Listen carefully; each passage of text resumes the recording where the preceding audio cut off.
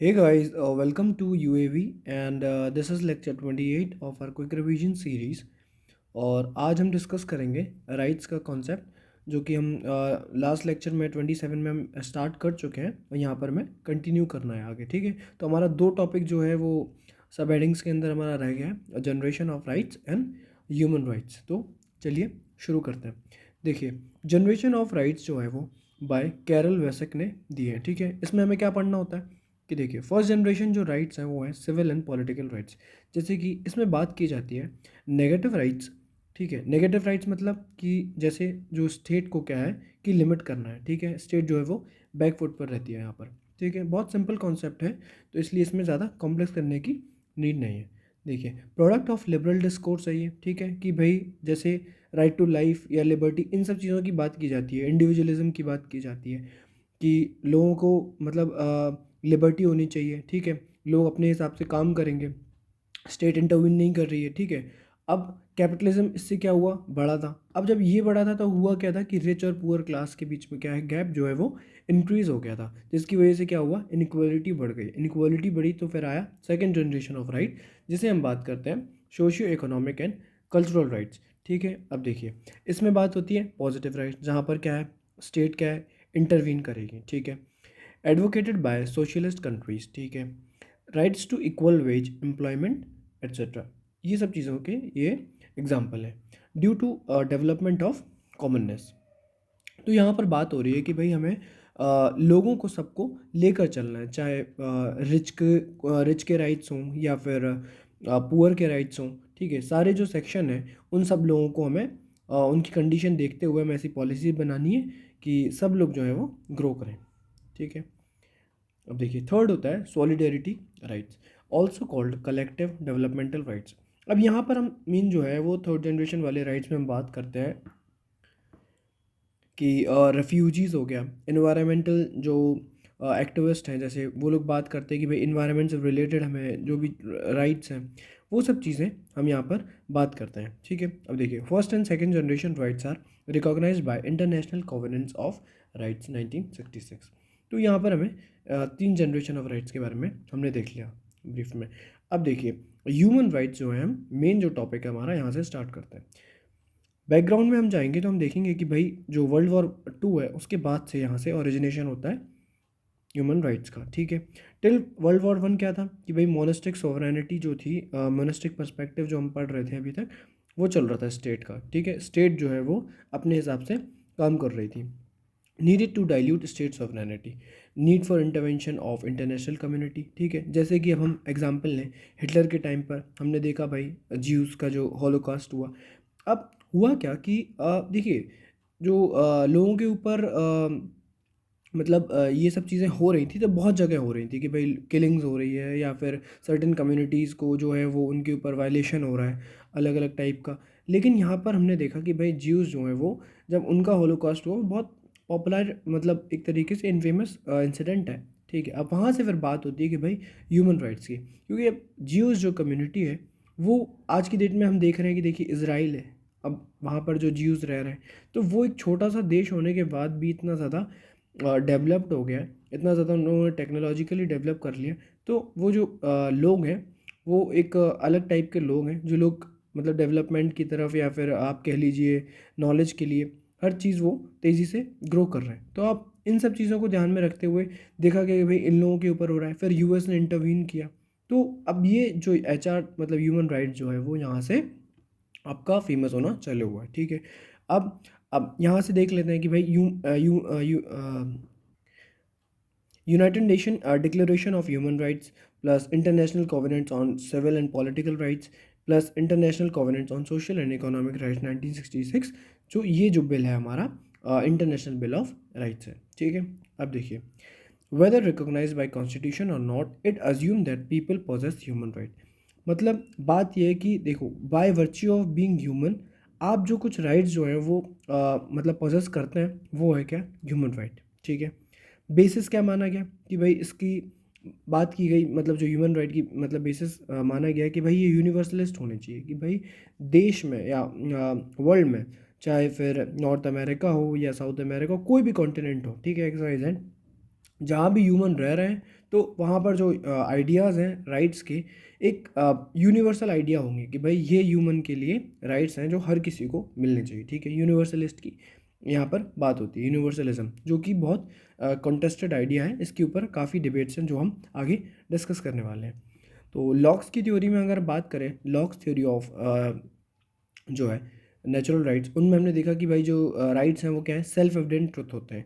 Immanuel Kant ने क्या बोला था कि कॉन्सेप्ट ऑफ ह्यूमन डिग्निटी, जिसका बाद में जॉन रॉल्स ने यूज़ करते हुए अपनी थ्योरीज दी हैं जो हमने पढ़ा था, ठीक है। Man is different from animal, तो यहाँ पर बात हो रही है कि भाई एनिमल जो है वो ह्यूमन से डिफरेंट होता है। तो ह्यूमन के पास जो है क्या है, रीज़न है जिसकी वजह से क्या है वो अलग ही उसका मतलब ट्रीटमेंट है सोसाइटी में, और उसके डिफरेंट राइट्स हैं, ठीक है।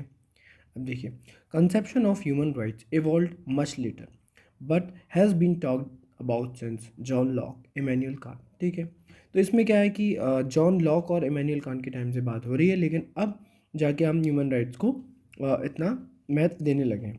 तो एक तो हमने बात की कि भाई वो सेल्फ एविडेंट है, ठीक है, by virtue of being human. ये सिंपल सी हमने बात देख ली कि भाई कैसे ह्यूमन राइट्स इवॉल्व हुए वर्ल्ड वॉर 2 के बाद, क्या उनकी बेसिक चीज़ें हैं, ठीक है। अब यहाँ से हम बात करेंगे essential features of human rights के। देखिए, ह्यूमन राइट्स के एसेंशियल फीचर्स क्या हैं कि इक्वालिटी की यहाँ पर बात की जाती है कि since all are humans all are to be treated equally, ठीक है।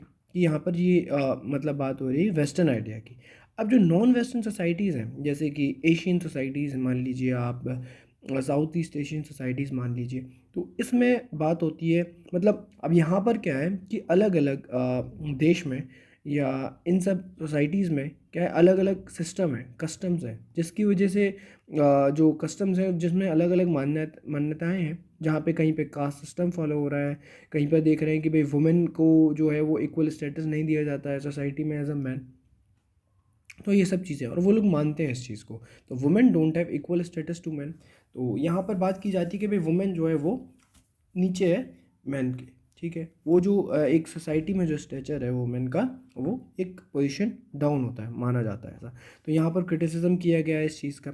अब नॉन वेस्टर्न कंट्रीज़ है, वो कह रही हैं कि it is imposition of western value, कि भाई यहाँ पर आप सिर्फ जो एक यूनिवर्सलिज्म के नाम पर, इक्वालिटी के नाम पर आप वेस्टर्न वैल्यूज़ को थोप रहे हो सिर्फ, ठीक है। तो अब यहाँ पर हम एक एग्जांपल देखें कि भाई हिलेरी क्लिंटन जो थी former secretary of state US की, तो उन्होंने बात की थी मतलब फॉरेन पॉलिसी में फेमिनिस्ट पर्सपेक्टिव के लिए, जो ह्यूमन राइट्स के लिए उन्होंने बोला कि भाई जो वुमेन राइट्स हैं वो मतलब अगर ह्यूमन, वो भी ह्यूमन है तो वो भी एक मतलब कुछ राइट्स पोजेस करती हैं, तो उनके राइट्स हैं वुमेन राइट्स, ठीक है। तो एक एग्जांपल है कि जब वो सऊदी की विज़िट पर थी तो उन्हें क्रिटिसाइज़ किया गया कि उनके ड्रेसअप के लिए, क्योंकि सऊदी में जो है वो अलग टाइप के मतलब लोग जो वुमेन है वो ड्रेस करती हैं। तो उन्होंने बात की कि भाई वुमेन कहीं भी हों, ठीक है, ह्यूमन राइट्स हैं उनके वुमेन के। तो हम ह्यूमन राइट्स को प्रोपोगेट करते हैं, हम बताते हैं कि भाई ह्यूमन कहीं भी हो, चाहे वो वुमेन हो या फिर मैन हो, कोई भी हो, उनको एक स्पेसिफिक कुछ राइट्स हैं वो दिए गए। अब एक बात आ रही है कि भाई एक राइट टू लिव है, ठीक है, राइट टू हेल्दी लाइफ है, राइट टू लाइवलीहुड है। तो इन सब चीज़ों की अगर बात हो रही तो कह रहे हैं कि भाई वुमेन जो है, अगर हम यहाँ पर ऐसे कपड़े पहन रहे हैं तो हम वुमेन से पूछेंगे ना, यहाँ की वुमेन से पूछेंगे कि भाई इन लोगों को कैसे मतलब ड्रेसअप करना है। यहाँ पर कम्युनिटी जो एक थोप रही है अपने कस्टम ट्रेडिशन, वो चीज़ नहीं होनी चाहिए, ठीक है। लेकिन जो सऊदी जो था स्टेट, तो उनका कहना था कि भाई नहीं, हमारे यहाँ तो जो ये सिस्टम है हम इस चीज़ को फॉलो नहीं करते हैं। तो ऐसे करके जो है वो डिबेट है स्टार्ट होती है। अब यूनिवर्सलिज्म जो सेकंड फीचर अगर हम माने, मतलब देखें, एक इक्वालिटी हो गया, सेकंड यूनिवर्सलिज्म हम देखते हैं तो all are to be treated as human. So far there is no agreement on what rights will qualify to be basic minimum. तो यहाँ पर बात हो रही है कि कोई भी एक मतलब बेसिक मिनिमम जो है स्टैंडर्ड क्या है सेट नहीं किए गए हैं, एग्रीमेंट नहीं हुआ है कि भाई क्या बेसिक मिनिमम राइट्स होने चाहिए एक यूनिवर्सल प्रिंसिपल होने के लिए ह्यूमन राइट्स को, ठीक है। There will be a big difference in approach of western and non western countries. Cultural relative perspective यहाँ पर हम देखते हैं कि साउथ ईस्ट एशियन और एशियन वैल्यूज जो है वो अलग अलग हैं। जैसे इंडिया में हम देखें कि भाई कास्ट सिस्टम है, ठीक है। अब यहाँ पर एक बात आती है कि देखिए, एक तो वेस्टर्न कॉन्सेप्ट क्या है कि ह्यूमन राइट्स, हक की बात हो रही है यहाँ पर। और अब इंडिया में या फिर हम यहाँ पर एशियन जो वैल्यूज़ की बात करें, हम यहाँ पर बात करते हैं ड्यूटीज़। फॉर एग्जांपल मान लीजिए मतलब पेरेंट्स हैं या फिर कोई एल्डर है। अब ये यहाँ पर एक पर्सपेक्टिव है कि भाई इनका हक है कि इनकी रिस्पेक्ट की जाए, ठीक है।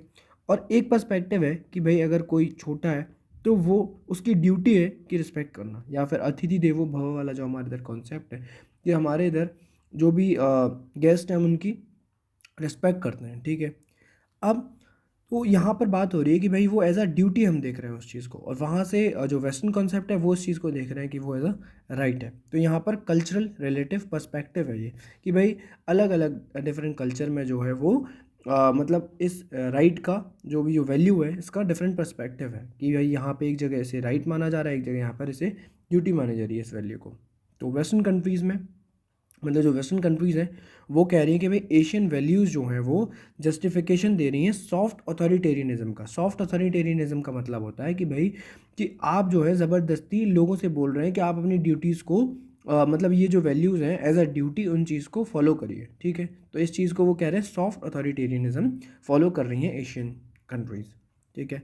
तो universal features of human rights जो है वो क्रिटिसाइज़ किए हैं कम्युनिटेरियंस ने भी। तो यहाँ पर अगर हम बात करें कि भाई इंडिविजुअलिटी की जो हम बात करते हैं अगर, तो हर्षवीर श्रृंगला जो फॉर्मर फॉरेन सेक्रेटरी है उन्होंने बोला कि भाई common in Asian values is that they talk about community level rights not individual rights, कि यहाँ पर कम्युनिटी लेवल की बात होती है, इंडिविजुअल लेवल के राइट्स की बात नहीं की जाती है। अब हम यहाँ पे इस चीज़ को अच्छी तरह समझते हैं कि देखो concept of atomistic man is criticised by bourgeois concept of Marxist, कि देखिए कि एक इंडिविजुअल है, अब वो कोई राइट क्लेम कर रहा है, और एक सोसाइटी लेवल पे अगर देखें बहुत सारे इंडिविजुअल हैं, तो ये इससे अलग नहीं है। वो ये कह रहे हैं कि सब चीज़ सब लोग क्या है इंटीग्रेटेड हैं, ठीक है।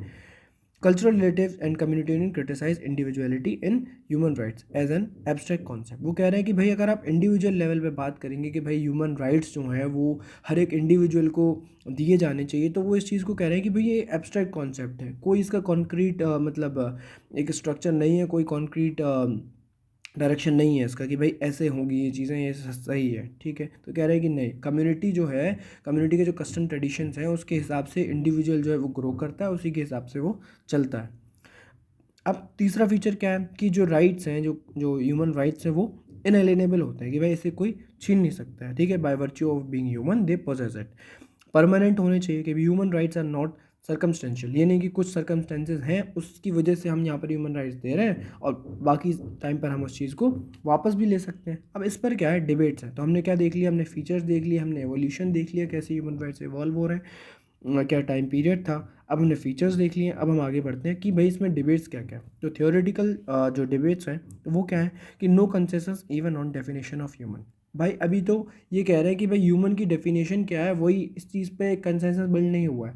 कह रहे हैं कि भाई अगर टेररिस्ट जो है उसे भी आप ह्यूमन मानेंगे क्या। दूसरी चीज़ बात हो रही है कि ह्यूमन राइट जो है वो स्टार्ट कैसे होते हैं, कहाँ से माना जाएगा ह्यूमन राइट। कि भाई एक मतलब जो आदमी है जब वो पैदा होता है माँ के पेट से, तो वो जब माँ के पेट में है तब से वो उसके ऊपर, क्योंकि वहाँ भी लाइफ है, तब से उसके ऊपर ह्यूमन राइट अप्लाई होंगे, या फिर जब वो मतलब दुनिया में बाहर आ जाएगा, ठीक है, तब से उसके ऊपर राइट जो है वो अप्लाई होने वाले हैं। तो give rights to debate over abortion right, कि भाई अबॉर्शन जो है अगर जो लोग कहीं कहीं कम्युनिटी में होता है कि भाई अबॉर्शन जो है वो राइट माना जा रहा है, या फिर कहीं कहीं पे जैसे एज इन इंडिया हम अबॉर्शन को एक ऑफेंस मानते हैं, ठीक है। तो इस चीज़ पे डिबेट हुई कि भाई अबॉर्शन जो राइट है वो होना चाहिए कि नहीं, वो एक ह्यूमन राइट है कि नहीं। तो states are suppose to be principal actor for protection of human right. अब यहाँ पर बात होती है कि भाई स्टेट जो थी कि भाई वो एज अ प्रोटेक्टर काम कर रही थी ह्यूमन राइट्स के लिए, लेकिन हुआ क्या कि हमने बहुत जगह देखा कि भाई जो ह्यूमन राइट्स हैं वो एंटी स्टेटिस कॉन्सेप्ट हैं। Hence state goes for a moral guarantee and in practice fails to deliver it. तो यहाँ पर बात की जा रही है कि स्टेट जो है वो एज अ प्रोटेक्टर रहेगी ह्यूमन राइट्स के लिए, कि भाई ह्यूमन राइट्स जो लोगों के वायलेट ना हो। लेकिन हम देख रहे हैं कि भाई स्टेट जो है वो बहुत सी जगह स्टेट ने ही काफ़ी ज़्यादा मतलब वायलेशन किया हुआ है। जैसे हम यूएस में देखें, यूएस ने की आर्मी जो है वो ऑल ओवर द वर्ल्ड है, या इतने सारे वॉर क्राइम्स जो हैं वो कराए जाते हैं इंटेंशनली। जो कुछ फाइट्स हुई हैं कहीं कहीं पे स्टेट में जाके आर्मी भेजी गई हैं, तो ये सब देख रहे हैं। तो भाई कितनी ज़्यादा किलिंग हुई है, तो वहाँ पे ह्यूमन राइट्स कहाँ चले जाते हैं, ठीक है। अब देखिए, अब हम फिलोसॉफिकल डिबेट बात करेंगे। अभी हमने देखा थियोरेटिकल डिबेट, अब हम देखेंगे फिलोसॉफिकल डिबेट। तो मेजर डिबेट जो है वो यूनिवर्सलिस्ट अजम्पशन जो है इसके ऊपर है कि भाई यूनिवर्सलिज्म को जो चैलेंज कर रहे हैं। तो यहाँ पर फिलोसफिकल डिबेट में हम देखेंगे value pluralist, cultural relativist and multiculturalist. तो यहाँ पर बात हो रही है वैल्यू प्लूरलिस्ट में कि भाई वैल्यूज़ जो हैं, अगर कोई स्पेसिफिक वैल्यूज़ हैं, लिबर्टी है मान लीजिए, रिस्पेक्ट है या इंटीग्रिटी फॉर एग्जांपल, तो इन सब का जो है वो मीनिंग जो है अलग होता है। ऐसा नहीं है कि भाई आप मतलब लिबर्टी आपने एक स्टैंडर्ड सेट कर दिया कि भाई लिबर्टी जो है वो यही सिंपल सी चीज़ है और हर किसी को फॉलो करनी है। उन्होंने कहा नहीं भाई, एक कम्युनिटी जो है वो एक दूसरी चीज़ को लिबर्टी मान रही है और बी कम्युनिटी इस चीज़ को लिबर्टी नहीं मान रही है। वो कह रहे हैं कि नहीं, ये लिबर्टी नहीं है। तो ऐसे करके वो कह रहे हैं कि भाई जो वैल्यूज़ हैं वो कम्युनिटी के हिसाब से वो चेंज होती हैं। ठीक है, तो जब हमें ह्यूमन राइट को क्रिटिसाइज़ करना होगा तब हम ये वाली जो थियोरेटिकल और पॉलिटिकल जो डिबेट है, सॉरी फिलोसफिकल डिबेट है, वो हम यूज़ करेंगे। अब यहाँ पर बात हो रही है lack of consensus over basic right. Basic right के ऊपर ही मतलब कंसेंसस नहीं बन पाया अभी तक। Universalism is seen by some countries as cultural imperialism. अब देखो, हम देख रहे हैं कि भाई जो वेस्टर्न कॉन्सेप्ट है ह्यूमन राइट्स, तो यूएस मान लीजिए फॉर एग्जांपल वेस्ट है, ठीक है। अब वेस्ट जो है वो अपने ह्यूमन राइट्स की कॉन्सेप्ट को क्या कर रहा है, बोल रहा है कि भाई सब लोग मानो इसे। मतलब नॉन वेस्टर्न जो कंट्रीज से बोल रहे हैं कि आप मानिए इस चीज़ को। तो अब यहाँ पर एक बात आ रही है कि भाई ये जो है वो कल्चरल इम्पीरियलिज्म की मतलब कर रहा है west, promotion of western values, कि भाई जो भी वेस्टर्न वैल्यूज़ जो मानी गई हैं वहाँ पर जो फॉलो की जाती हैं वो नॉन वेस्टर्न कंट्रीज़ भी फॉलो करें उस चीज़ को। ठीक है, कैसे? देखो, बात हो रही है कि कल्चरल इम्पीरियलिज्म की। तो इसका मतलब क्या होता है कि suggest an attempt by west to impose its values and culture on the rest of the world. जैसे कि अब ये कह रहे हैं कि भाई हमारी वैल्यू जो है हम प्रमोट कर रहे हैं लोगों में, और जो हम लोग मानने लगेंगे तो हमारे उससे बेनिफिट होगा। तो वो इकोनॉमिकली बेनिफिट होगा उन लोगों को, पॉलिटिकली भी होगा। इंटरनेशनल लेवल पर आप देखिए कि भाई अगर उनकी वैल्यू को लोग मान रहे हैं, ठीक है, उनकी बनाई हुई चीज़ों को लोग खा पी रहे हैं, यूज़ कर रहे हैं, तो कहीं ना कहीं उनकी जो हेजेमनी है वो बनेगी, वर्चस्व उनका बनेगा ऑल ओवर दी। मतलब हम वर्ल्ड लेवल पे बात करें तो उनकी कहीं मतलब जो उनका जो वो बोलेंगे वो सुना भी जाएगा। वो बोलेंगे कि भाई फॉर एग्ज़ाम्पल क्लाइमेट, मतलब अभी हमने देखा भाई पेरिस क्लाइमेट डील थी, तो उन्हें उनका मानना था कि भाई इसमें रहना है तो रहना है, नहीं रहना है तो हम बाहर आ जाएंगे। तो बाहर भी चले गए, फिर डील में फिर अंदर आ गए। अब ऐसे करके बात की जाती है। अब सोल्यूशन किसी चीज़ पे देना है कि भाई जो लीस्ट डेवलप कंट्रीज़ हैं या डेवलप कंट्रीज़ हैं, आज हम क्लाइमेट चेंज के लिए बात करते हैं तो कहते हैं कि भाई लीस्ट डेवलप कंट्रीज जो हैं उन लोगों ने भी जो कार्बन जो एमिशन का मतलब कंट्रीब्यूशन है, जैसे इंडिया फॉर एग्जांपल, तो इनका भी यहाँ पर हाथ है इस चीज़ में। बाकी आप देखिए तो इंडस्ट्रियलाइजेशन तो वहाँ पे बहुत पहले हो गया था, इंडिया में तो इस लेवल का इंडस्ट्रियलाइजेशन हुआ ही नहीं है। तो अब लेकिन इस चीज़ को आप देखिए कि भाई जो वेस्ट जो है धीरे धीरे करके वैल्यूज़ मतलब बना के, बात यहाँ पर जो कल्चरल इम्पीरियलिज्म का जो कॉन्सेप्ट है वो ये कह रहा है कि वो उस वैल्यू से जो है अपनी बात जो है वो मनवाने में उनके लिए ईजी हो जाएगा इन फ्यूचर। ठीक है, कि भाई जो भी वो सोल्यूशन देंगे वो एक्सेप्ट भी किए जाएंगे लोगों के द्वारा। ठीक है, अब example attempt by US to establish democracy in east. जैसे कि भाई वो डेमोक्रेसी को जैसे मनवाना चाह रहा है कि भाई आप डेमोक्रेटिक कंट्रीज़ बनिए, ठीक है, ज़बरदस्ती। अब जेम्स विलियमसन जो है उन्होंने बोला है कि भाई through Washington consensus wanted to impose western value. ठीक है, जेम्स विलियमसन ने। अब देखिए यहाँ पर एक ओरिएंटलिज्म भी एक मतलब कॉन्सेप्ट होता है, ये थोड़ा सा देख लेते हैं कि भाई ये क्या होता है। ओरिएंटलिज्म का मतलब होता है कि भाई study of east by Britisher. जो मतलब जैसे हम इंडिया के पर्सपेक्टिव में देखें तो इंडिया के जो टेक्स्ट हैं जो बनाए गए हैं उन लोगों को ट्रांसलेट किया गया उन टेक्स्ट को बाय वेस्टर्न राइटर्स। अब हम जब वो उन टेक्स्ट को पढ़ेंगे तो हम किसके लेंस से पढ़ रहे हैं, हम जो पर्सपेक्टिव है वो जो वेस्टर्न जो पर्सपेक्टिव है हम उसके लेंस से उसे देख रहे हैं। तो ये भी जो कहीं ना कहीं जो कल्चरल इम्पीरियलिज्म है उस चीज़ को ओरिएंटलिज्म मतलब एक ऐसा हम बता रहे हैं कि एज अ टूल मतलब यूज़ किया गया है कल्चरल कल्चरल इम्पीरियलिज्म को अप्लाई कराने के लिए। ठीक है, अब यहाँ पर बात आती है वैल्यू प्लuralism। तो वैल्यू प्लuralism जो है वो ईसाई बर्डन ने दिया था। ठीक है, ये सपोर्टर है लिबर्टी के। Define liberty in terms of absence of external interference. तो ये कह रहे हैं कि भाई लिबर्टी को इन्होंने डिफाइन किया है कि अगर एक्सटर्नल इंटरफेरेंस नहीं है तो वो लिबर्टी है। अब बात यहाँ पर क्या आ रही है, वैल्यू प्लuralism। वैल्यू प्लuralism का मतलब होता है कि जो वैल्यू है कोई स्पेसिफिक वैल्यू जो हम अभी बात कर रहे हैं, तो जो वैल्यू है उसका डिफरेंट मीनिंग होगा अलग अलग सोसाइटी में। ठीक है, अलग अलग कम्युनिटी में, अलग अलग टाइम पीरियड में। अब लेकिन यहाँ पर वैल्यू प्लuralism की जो ईसा बर्लिन बात करते हैं वो कह रहे हैं कि भाई जैसे देखिए views positive liberty as totalitarian idea, ठीक है, पॉजिटिव लिबर्टी को वो टोटलिटेरियन आइडिया मान रहा है। Suggest toleration rather than liberty, कह रहे हैं लिबर्टी से ज़्यादा आपको टॉलरेशन में बिलीव करना है। तो हम इस चीज़ को अभी समझेंगे। देखो, टॉलरेशन का मतलब होता है कि डिफरेंसेस को आपको एक्सेप्ट करना है और coexistence. Toleration as substantive heart of liberalism, ठीक है। अब मतलब बात ये हो रही है कि भाई आपको क्या करना है कि दूसरे जो आइडियाज़ हैं आपको उन्हें भी सुनना है, स्पेस देना है उनके आइडियाज़ को। दूसरे जो कम्युनिटी के आइडियाज़ हैं या फिर उनको उन्हें स्पेस दीजिए और अपने आइडिया को भी फॉलो करिए। फिर आप देखिए कि भाई जो सही है वो आपको फॉलो करना है एट द एंड। तो इस चीज़ की बात हो रही है कि आपको मतलब ऐसा नहीं है कि टोटली रिजेक्ट कर देना है दूसरे आइडियाज़ को, हमें टॉलरेशन मतलब बिल्ड करानी है, ठीक है। Enjoyment of liberty is itself based on toleration, कह रहे हैं अगर लिबर्टी आपको इन्जॉय करनी है तो आपको टॉलरेशन भी मतलब जो वैल्यू है उस चीज़ को भी एक्सेप्ट करना होगा कि भाई टॉलरेशन भी बहुत ज़्यादा ज़रूरी है। Tolerant toward different values and ways of life, कि भाई दूसरे जो समाज में हैं जो भी रीतियाँ हैं या फिर जो उनकी कस्टम ट्रेडिशन है आपको उसे भी मानना होगा। आपको अपनी लिबर्टी भी फॉलो करनी है तो आपको उनके जो कस्टम ट्रेडिशंस हैं, उनकी वैल्यूज़ हैं, उन चीज़ को भी मानना होगा। लिबरल्स अगर एक्चुअल में लिबरल्स हैं तो वो ऑर्थोडॉक्स नहीं हो सकते कि भाई कुछ पुरानी मान्यताओं को, वैल्यूज़ को वो लेकर हमेशा आगे ग्रो नहीं कर पाएंगे, फिर वो एक्चुअल में लिबरल्स नहीं है, ठीक है। अगर उन्हें एक्चुअल में लिबरल्स बनना है तो उन्हें टॉलरेंट होना पड़ेगा, ठीक है। In the idea of India, जैसे हम इंडिया लेवल पे बात करें तो नेशनलिज्म जो है, वैल्यू प्लuralism इज सीन नेशनलिज्म में, कि भाई देखो किसी के लिए नेशनलिज्म जो है वो एक मतलब डिफरेंट टाइप में वो एक्सपीरियंस कर सकता है, किसी दूसरे व्यक्ति के लिए डिफरेंट टाइप में वो नेशनल एक्सपीरियंस कर सकता है नेशनलिज्म को। कि भाई एक जो व्यक्ति है वो कह रहा है कि भाई बॉर्डर पे हम जब लड़ रहे हैं या फिर बॉर्डर पर खड़े हैं तो उसे वहाँ पर नेशनलिज्म की फीलिंग आ रही है। एक कोई जो है वो टेक्नोलॉजिकली देश के लिए काम कर रहा है, टेक्नोलॉजीज़ दे रहा है, तो वहाँ पर भी नेशनलिज्म की बात आ रही है। तो ऐसे करके वो ये कह रहे हैं कि एग्जाम्पल मतलब अगर हम देखें तो लोग जो हैं वो उनकी वैल्यूज़ जो हैं वो डिफरेंट डिफरेंट उसमें पर्सपेक्टिव के हिसाब से डिफरेंट हो सकती हैं, ठीक है। अब देखिए, वैल्यू एज इनहेरेंटली प्लूरलिस्टिक, देखो जैसे हमने वैल्यू प्लूरलिज्म की बात करी तो यहाँ पर भी वही बात हो रही है कि वैल्यूज़ जो हैं वो इनहेरेंटली प्लूरिस्टिक होती हैं। May be different meaning of some values to different people, जैसे कि मैंने आपको बताया इक्वालिटी जैसे है तो इसका डिफरेंट मीनिंग होगा। कोई इक्वालिटी ऑफ आउटकम की तरीके से इक्वालिटी को देखेगा, कोई इक्वालिटी ऑफ अपॉर्चुनिटी की तरफ से मतलब देखेगा उस चीज़ को, इक्वालिटी को। और values not inherently pluralistic but in commensurate level, यहाँ पर अब एक मतलब हायर लेवल की थोड़ी सी बात की जा रही है कि वैल्यूज़ जो हैं वो इनहेरेंटली पर मतलब प्लूरिस्टिक तो हैं ही, लेकिन वो इनकमेंसरी लेवल है, ठीक है।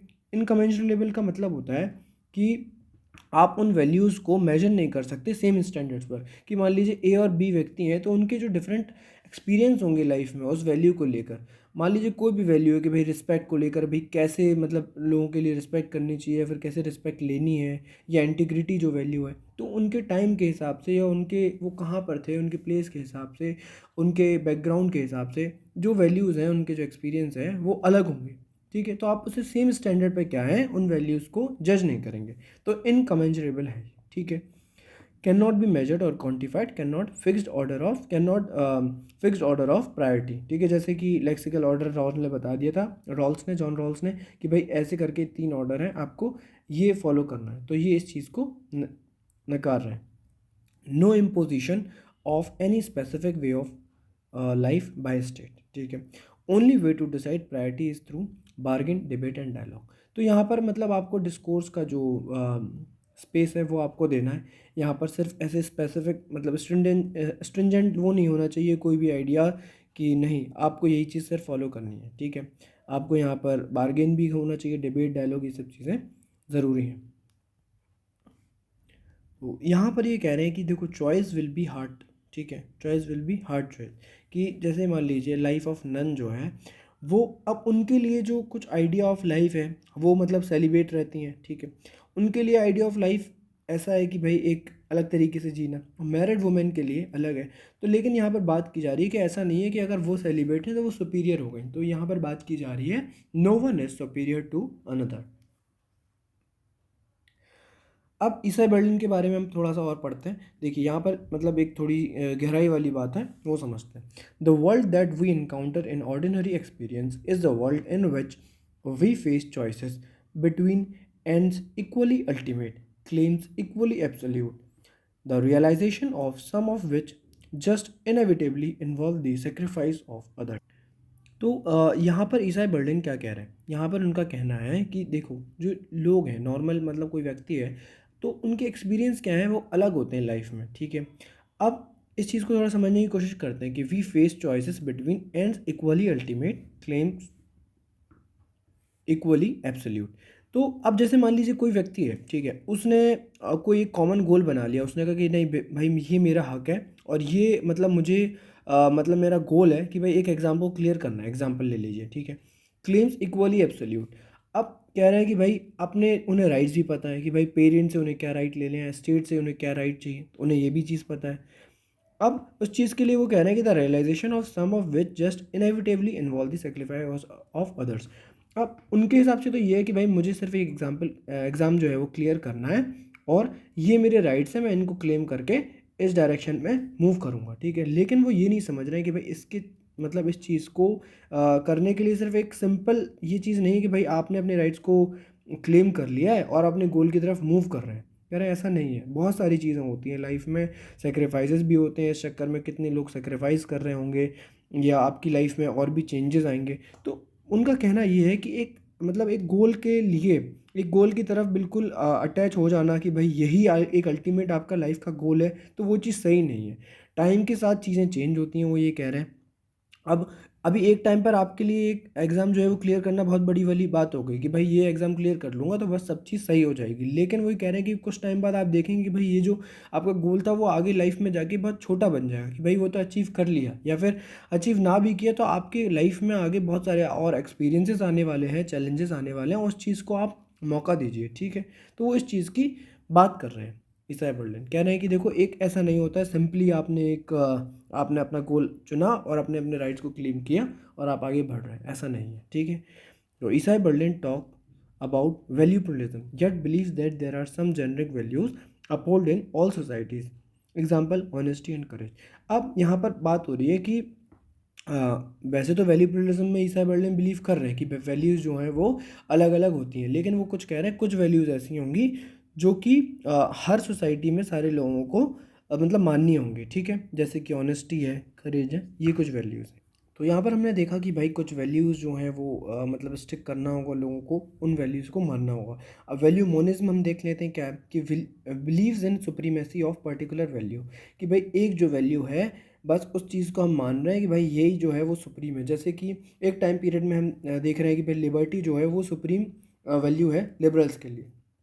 वैल्यू रिलेटिविज्म की अगर हम बात करें तो denotes indifferences with respect to different values, denote preference और बिलीव इन पर्टिकुलर, ठीक है। इसमें देखो कि वैल्यू है जो, और उसके साथ में आप टॉलरेशन भी देख रहे हैं कि आपकी जो कुछ मतलब धारणाएं हैं, कुछ मान्यता हैं, आप उस चीज़ को मान रहे हैं, लेकिन आप दूसरे के लिए, दूसरों की मान्यताओं के लिए, दूसरों के आइडियाज़ को भी आप स्पेस दे रहे हैं और उनके लिए आपके अंदर टॉलरेशन भी है। तो वो वैल्यू रिलेटिविज्म हो गया जो हम पढ़ रहे हैं इतनी देर से।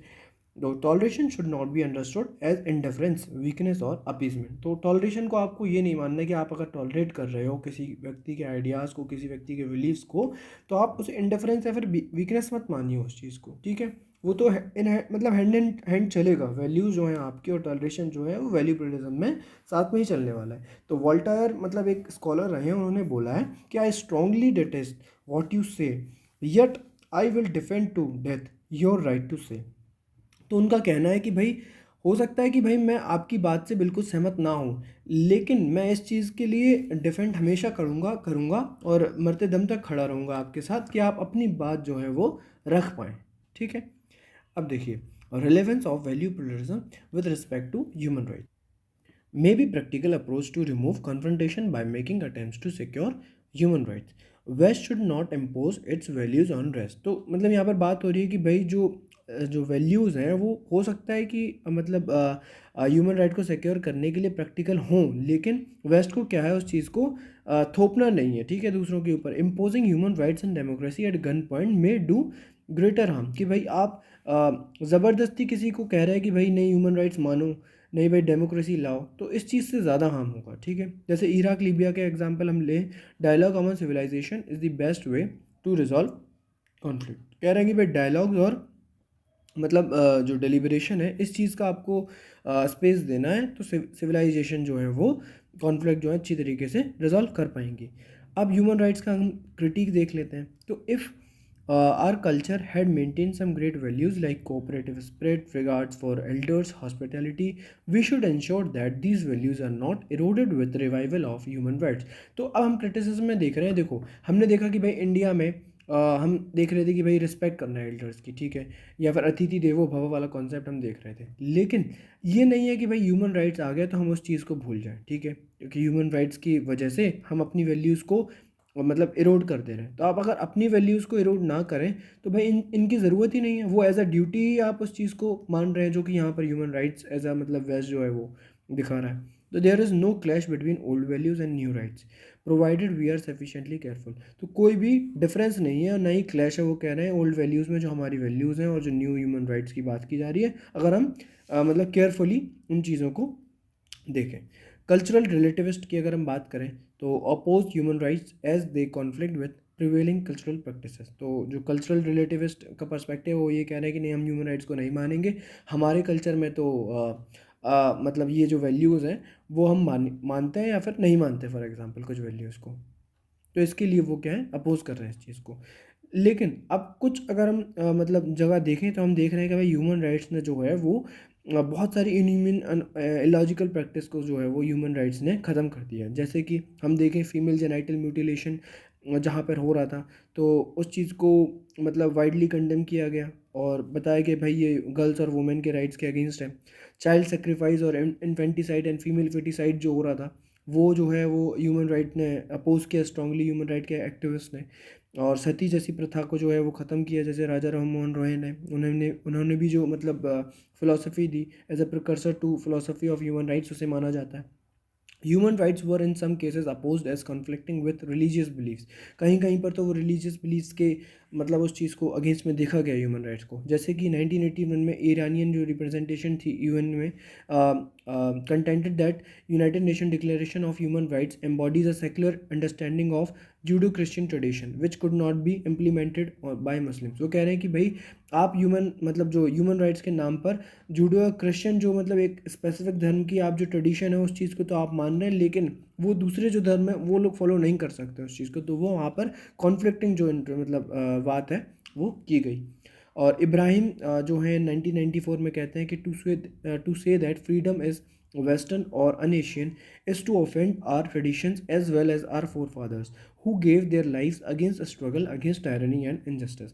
तो वो बात कह रहे हैं कि भाई ये कहना गलत हो जाएगा कि भाई जो फ्रीडम की बात अगर हम करें तो ये वेस्टर्न कॉन्सेप्ट है या अनएशियन है ये, तो कह रहे हैं ये गलत हो जाएगा। कह रहे हैं हम लोग जो हैं हम मतलब अपने ट्रेडिशन को ऑफेंड करेंगे इस चीज़ को कहकर, क्योंकि हमारे फोर फादर्स जो हैं वो लोग भी इस चीज़ को मतलब टायरनी और इनजस्टिस के खिलाफ ही तो लड़ रहे थे, उन्हें भी फ्रीडम ही चाहिए था।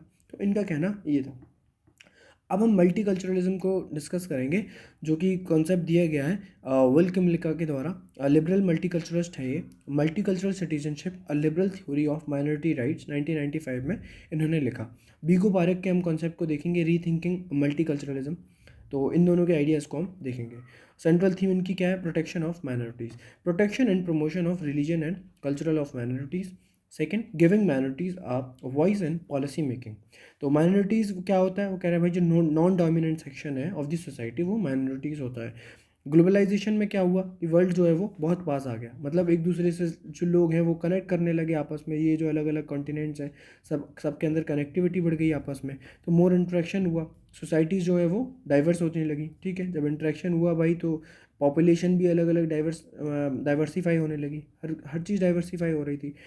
अब यहाँ पर होता है क्या है कि भाई एक तो ये हो सकता है ग्लोबलाइजेशन की वजह से कि भाई क्लैश ऑफ सिविलाइजेशन हो जाए, कि भाई एक जगह से मतलब यहाँ के दो कॉन्टिनेंट्स हैं या फिर वेस्टर्न और नॉन वेस्टर्न कंट्रीज हम देख लेते हैं, ठीक है। तो यहाँ से मतलब कुछ लोग गए, वो इनकी कंट्री मतलब इनकी कंट्रीज़ में रहने के लिए गए यहाँ पर वेस्टर्न कंट्रीज़ में। अब हो सकता है कि भाई यहाँ के जो कुछ लोग गए हैं जो इनके आइडियाज़ हैं वो यहाँ पर नहीं माने जाए, तो क्लैश ऑफ सिविलाइजेशन भी हो सकता है as we are getting more conscious about our identities. एक तो ये हो सकता है, या फिर ये हो सकता है कि भाई कॉस्मोपॉलिटन वर्ल्ड ऑर्डर बन जाए, कि भाई लोग जो हैं वो ये चीज़ को समझ लें कि भाई हम एक मतलब एक ग्लोबल सिटीजन है और हम यहाँ भी रह सकते हैं, कहीं भी रह सकते हैं, चाहे हम वेस्ट में रहें या फिर नॉन वेस्टर्न कंट्रीज़ में रहें, हम जहाँ भी रहेंगे तो हमें लेकिन उस चीज़ के लिए टॉलरेशन चाहिए होगा, प्लुरलिज्म चाहिए होगा और रिस्पेक्ट फॉर ह्यूमन डिग्निटी, जो कुछ वैल्यूज़ जो हैं वो ऐसी लोगों में होनी चाहिए ताकि कॉस्मोपॉलिटन वर्ल्ड ऑर्डर बन सके। तो आइडियाज़ ऑफ यूनिवर्सल सिटीजनशिप जो है वो मतलब लिमिटेड मानी जाती है कि भाई यूनिवर्सल जो सिटीजनशिप की हम अगर बात करें तो उस चीज़ को लिमिटेड माना गया है। तो उन्होंने कहा भाई idea of multicultural citizenship जो है वो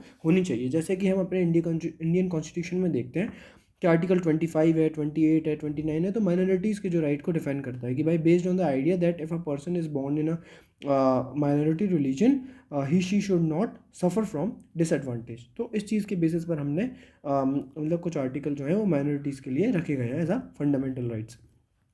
तो विल जो किम लिखा है वो कह रहे हैं कि propose theory of multicultural citizenship to adopt western countries.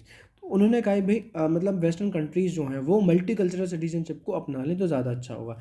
कह रहे हैं कि देखो suggest for special rights to minorities, polyethnic rights होने चाहिए कि भाई रिलीजन और कल्चरल राइट्स लोगों को दिए जाएँ, स्पेशल रिप्रेजेंटेटिव राइट होने चाहिए कि भाई रिजर्वेशन जैसे हम देख रहे हैं इंडिया में जो दिया जाता है, और सेल्फ गवर्नेंस राइट की बात की जाती है कि जैसे कि for example special rights to JNK। ठीक है, तो जैसे कि जो अभी इरेडिकेट हो गया। अब स्पेशल राइट्स की अगर हम बात करें तो स्पेशल राइट्स वो ये कह रहे हैं कि जो नेशनल माइनॉरिटीज़ हैं सिर्फ उन्हें ही देना चाहिए, जो बाहर से लोग आए हैं रेफ्यूजीज़ आ रहे हैं उन्हें हमें इस चीज़ को नहीं देना चाहिए। ठीक है, क्योंकि नेशनल माइनॉरिटीज़ जो हैं it is a matter of brute luck. ठीक है, अब देखो, अब हम आगे पढ़ेंगे भीखू पारेख जो इनके अगेंस्ट में मतलब बोलते हैं। ठीक है, तो यहाँ पर इनका पोस्ट कॉलोनियल पर्सपेक्टिव है, doesn't find any logic in not extending special right to non citizen. तो यहाँ पर जो रिफ्यूजीज़ के लिए राइट्स हैं, इमिग्रेंट्स के राइट्स हैं, उनके लिए जो है भीखू पारेख बात करते हैं। वो कह रहे हैं कि culture is a part and parcel of person identity. Culture जो है वो, जैसे हम जो कल्चरल पर्सपेक्टिव भी पढ़ते हैं हम देखते हैं भाई जो आदमी जो है वो अपने कल्चर को छोड़ के कहीं नहीं जाता है। ठीक है, उसका कल्चर जो ट्रेडिशन है वो उसके साथ हमेशा रहने वाला है। It is not possible to respect a person without respecting his religion. तो आपको अगर एक पर्सन को रिस्पेक्ट करना है तो उसके रिलीजन को भी आपको रिस्पेक्ट करना होगा, एक टॉलरेशन आपके अंदर होनी चाहिए उस चीज़ के लिए। और हार्म प्रिंसिपल वाला उन्होंने एप्लीकेशन बताया कि भाई अगर स्पेशल राइट्स अगर आपको देने माइनॉरिटीज़ के लिए, तो in the name of nationalism and uniformity we actually impose majoritarian culture. वो कह रहे हैं कि भाई आप यूनिफॉर्मिटी और नेशनलिज्म के नाम पर आप क्या कर रहे हैं, एक मेजॉरिटेरियन कल्चर को जो है वो बिल्ड कर रहे हैं। जैसे कि हम देख रहे हैं कि भाई all over the world Sunday जो है वो हॉलीडे मनाया जाता है। तो क्यों मनाया जाता है कि भाई क्रिश्चियन मतलब डे होता है जी, क्रिश्चियन डे जो है वो इस चीज़ को प्रेयर के लिए मानते हैं कि संडे जो है वो प्रेयर का दिन है क्रिश्चियन के लिए। लेकिन आप देखिए भाई दूसरे धर्म में फॉर एग्जांपल मुस्लिम मतलब उसमें देखिए रिलीजन में वो लोग एज अ फ्राइडे को मानते हैं कि भाई उन्हें वहाँ पे फ्राइडे को मतलब प्रेयर जो है वो ऑफर करनी है। तो कह रहे हैं कि आप नेशनलिज्म और यूनिफॉर्मिटी के नाम पर जो कुछ स्पेसिफिक रिलीजन या फिर कुछ ऐसी लोगों की जो वैल्यूज़ हैं वो हर किसी के ऊपर नहीं थोप सकते। There is no harm in allowing Muslim to have holiday on Friday. ठीक है, जो मैंने बताया। He is optimistic that with dialogue with different civilization some common values will be built। ठीक है, कह रहे हैं कि ठीक है जो लोग हैं अलग अलग मतलब सिविलाइजेशन के अलग अलग डाइवर्सिटी के लोग हैं, लेकिन एक कंसेंशन जो है वो बिल्ड किया जा सकता है। ठीक है, जैसे कि ह्यूमन डिग्निटी के बेसिस पर आपको डिलिब्रेशन एंड डायलॉग करना। तो हमने अभी काफ़ी चीज़ें देखी, हमने देखा वैल्यू प्लुरलिज्म देखा, हमने कल्चरल इम्पीरियलिज्म देखा। अब हम देखेंगे कल्चरल रिलेटिविज्म। तो ये फ्रेंड्स बोआज एक स्कॉलर हैं जिनका ये टर्म है cultural relativism. Culture is the interesting part of the man's personality, every culture is rational. ठीक है, simple, not in favour of hierarchy, hierarchy के फेवर में नहीं है ये। Overlaps with philosophy of communitarianism, man is situated self, oppose universalism of human rights. Human rights को जो मतलब एक तरीके से यूनिवर्सली आप थोपना चाह रहे हैं उस चीज़ के ये खिलाफ है। Asian values different from western values, simple, they call for particularistic और रिलेटिविज्म पर्सपेक्टिव। तो कह रहे हैं कि भाई एक रिलेटिविस्ट जो पर्सपेक्टिव है वो होना चाहिए। Thus for cultural relativist rights can not be independent of communities conception of right and wrong. कि भाई जो लोग कुछ कम्युनिटी से एसोसिएटेड हैं तो उनकी कम्युनिटी में जो ट्रेडिशंस जो हैं या फिर जो कस्टम्स हैं या फिर कुछ वैल्यूज़ हैं जिन्हें वो राइट मांगते हैं या फिर रॉन्ग मानते हैं, तो उस चीज़ को आप नकार नहीं सकते हो। ठीक है, आप उस चीज़ को नकार नहीं सकते हो, आपको उन चीज़ को लेकर ही कुछ राइट्स हैं जो आगे बनाने होंगे अगर आप ह्यूमन राइट्स की बात कर रहे हो तो। अब मल्टीकल्चरलिज्म और कल्चरल रिलेटिविज्म को क्रिटिसाइज़ किया है किसने? फेमिनिस्ट ने। तो सुज़ैन मॉलर ऑकिन के बारे में हम देखेंगे, इनकी बुक है जेंडर जस्टिस एंड फैमिली। इसमें ये बात करती है कि भाई मल्टीकल्चरलिज्म में आप कल्चरल पर्सपेक्टिव तो देख ले रहे हैं कि भाई डिफरेंट कल्चर में जो है वो अलग अलग वैल्यूज़ हैं, अलग अलग कस्टम ट्रेडिशंस हैं, लेकिन आप देखिए भाई वुमेन जो है, वुमेन की तो बात ही नहीं की जा रही है। अब चाहे ये वाला कस्टम ट्रेडिशन हो, चाहे मतलब ये वाला कस्टम ट्रेडिशन हो, ठीक है, तो यहाँ पर भी वुमेन के साथ गलत हो रहा है या फिर यहाँ पर भी वुमेन के साथ गलत हो रहा है। तो most of the culture is discriminated against women. तो until and unless we take some universal concept of basic human rights की जो अगर हम बात नहीं करेंगे, तब तक जो है वो हम सबको साथ में लेके नहीं चल पाएंगे। We will continue to force women to play subordinate role. तो वुमेन को हमेशा मैन से जो है वो नीचे ही माना जाएगा, ठीक है। अब लिबरल स्कॉलर जो हैं जैसे कि अमर्त्य सेन, वो कह रहे हैं कि multiculturalism lead to ghettoisation, it is not conducive for national unity in long terms. तो यहाँ पर बात की जा रही है कि अगर आप मल्टीकल्चरलिज्म को मतलब आप ज़्यादा बढ़ावा दे रहे हैं, तो उससे हो क्या रहा है कि जो लोग हैं वो कम्युनिटी लेवल पर मतलब एक जैसे मान लीजिए कि भाई एक डिफरेंट कास्ट के लोग जो वो स्पेसिफिक प्लेस पर रहने लगे हैं, या फिर कुछ रिलीजन के जो लोग हैं स्पेसिफिक रिलीजन वो यहाँ रहने लग रहे हैं। तो ऐसे करके जो है वो घेटोस क्रिएट हो रहे हैं इस चीज़ से, मल्टीकल्चरलिज्म से। अगर आप यूनिवर्सल कुछ आइडियाज़ को बनाओगे तो जो लोग हैं उस आइडिया को फॉलो करेंगे, और हो सकता है यहाँ पर भी अलग अलग डाइवर्सिटी के लोग रहें, ठीक है, ऐसे करके। ब्रायन बेरी कह रहे हैं कि too much consciousness of culture leads to mobilization of people on issues which ultimately result in to failure of achieving developmental goals. कह रहे हैं कि आप जो है वो कल्चरल मतलब रिलेटिविज्म के चक्कर में, ठीक है, मतलब कल्चरलिज्म के चक्कर में आप क्या कर रहे हैं, लोगों को मोबिलाइज कर सकते हैं दूसरे इश्यूज़ के ऊपर, लेकिन जो एक्चुअल में जो राइट टू एजुकेशन है या फिर राइट टू गुड लाइफ है, पॉलिटिकल राइट्स हैं, इस सब जो डेवलपमेंटल जो मतलब मुद्दे हैं, उन सब चीज़ से लोग जो हैं वो अलग हो जाएंगे। अब कॉस्मोपॉलिटन्स जो हैं जेरेमी वॉल्ड्रन या फिर सेला बेनहबीब के व्यू हैं, वो क्या कह रही हैं कि multiculturalism prevent emergence of cosmopolitan culture.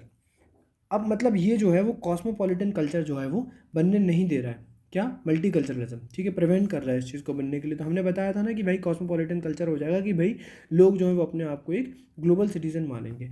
तो it is based on assumption that human being don't have capacity to understand and adopt each other culture. तो यहाँ पर जो क्रिटिसाइज़ कर रहे हैं ये लोग कॉस्मोपॉलिटन्स, वो ये कह रहे हैं कि भाई ये कॉस्मोपॉलिटन कल्चर बनने नहीं देंगे, क्योंकि लोगों को क्या है, अभी मतलब टॉलरेशन जो है उनके अंदर वो बिल्ड नहीं हुआ है। लोगों के अंदर कैपेसिटी नहीं है कि वो दूसरों के रिलीजन या फिर दूसरों के वैल्यूज़ को जो है वो समझ पाए। तो यहाँ पर हमने देख लिया क्रिटिसिज्म इस चीज़ का, ठीक है। तो मल्टीकल्चरलिज्म का हमने यहाँ पर क्रिटिसिज्म देख लिया, इसमें फेमिनिस्ट पर्सपेक्टिव हो गया है, जिसमें हमने सुज़ैन मॉलर ऑकिन को डिस्कस किया है, और डिफरेंट जो स्कॉलर्स हैं, अमर्त्य सेन है, ब्रायन बेरी या जेरेमी वॉल्ड्रन, सैला बेनहबी, इन सब के हमने व्यूज़ को देख लिया। तो आई होप गाइज यहाँ पर आपको लेक्चर समझ आया होगा, और राइट्स का यहाँ पर कॉन्सेप्ट जो है वो ख़त्म होता है। तो thank you guys, please like share and subscribe, और फिर मिलते हैं नेक्स्ट टॉपिक के साथ।